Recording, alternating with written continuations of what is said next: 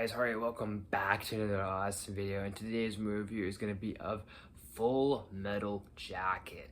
So Full Metal Jacket, I feel like is a movie that we already know of, but in case people don't know, it follows a platoon as they head off to war, and I think they head off to, I want to say the Vietnam War? No, for a fact they do station in Vietnam, or they station somewhere near Vietnam or Korea or somewhere in those foreign lands, I would say.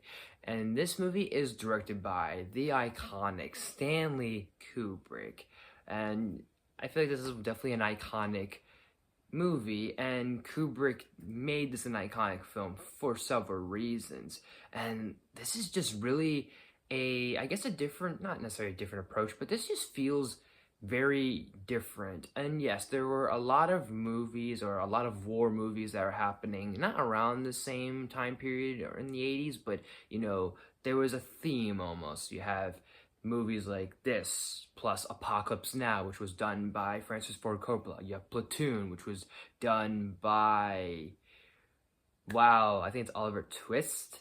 I don't know, the name is escaping me right now on who did Platoon, but you have Platoon, you have Saving Private Ryan, Steven Spielberg. You get what I'm saying? There was not an era, but there was a weird phase where we had war movies. What separates this movie from other war films is how bare bones, to the T, blunt, strict this is. Especially with R. Lee Ermey. And he actually was, I think people have said that he actually was a Marine or an actual drill sergeant. So this is like very up his wheelhouse. It's his character on how he really is the personification of those hard-ass drill sergeants. Do not sugarcoat anything, won't give a shit, to the point where it almost became I guess, I don't know if this would be considered it, but became very toxic and very abusive. Not physical abuse, but still verbal abuse. And you have war stories and PTSD with experiences like this, or similar experiences that,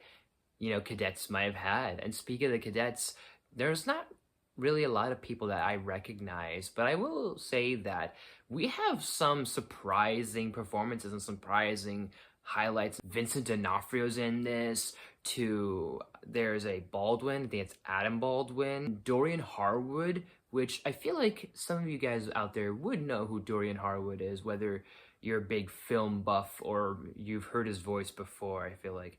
And I don't remember who it was. Maybe it was Adam Baldwin, or maybe it was someone else, but just a little shout out to whoever Joker was, honestly. I think he was a standout for sure, and a lot of the code names and the nicknames that everyone is given by R. Lee are kind of, let's say, yeah, they are a little bit harsh, but they are kind of a bit funny at times. And the other thing that does stand out about this film is how it ends. Even though the war is over and we won, there's still that imagery of seeing all the men and all the women that lost during this battle, and that the men and women that we lost and the men and women that the other opposing side had lost. It's the casualties and seeing the deaths and seeing the bodies and everything. And the song Painted Black is just so fitting for the end credits and for this ending sequence. My only thing that I will say with this movie, and I'm gonna go into real quick, just a spoiler. I know this is a little weird and this has been out for many years, but just in case, just a spoiler for Full Metal Jacket. If you don't know what happens, I will say that it is shock value, but at the same time, I get it. But at the same time, why did Vincent D'Onofrio have to go out like that? I mean, like I said, I get it, because this is one of the other reasons why this stands out from other war films, is that you have such just a hard ass of a drill sergeant, to the point where he just kept hitting Vincent D'Onofrio's character hard and hard, just abusing him verbally, to the point where he killed himself. And it's kind of a bummer, because D'Onofrio is such a great actor, and it's so shocking to see him so young in this film.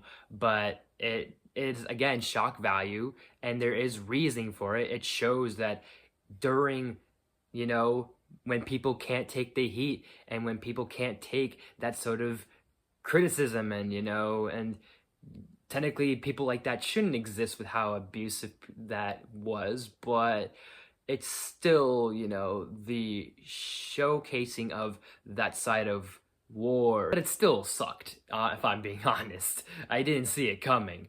And also, the whole sequence, I think, when they're in Korea or wherever they are stationed, that scene alone, just watch for yourselves.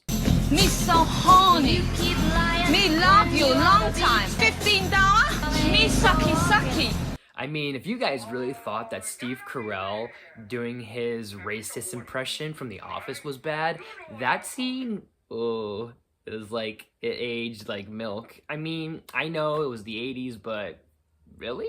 Really? Stanley Kubrick? Come on. Really? Really? Really? Like, I don't know. Just something about that. I mean, I get it. It's lighthearted, but I can't help but stop saying, really?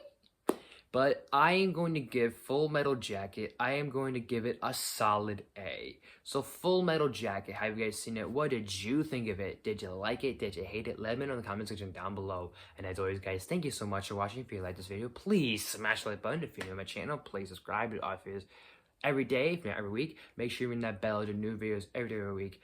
Share the video with family, friends, all the good stuff and more. Leave suggestions down in the comments. You name it, I'll like to do as best as possible. Look out for more videos coming your way and more surprises along the way. So thank you guys so much for watching. I will see you all next time.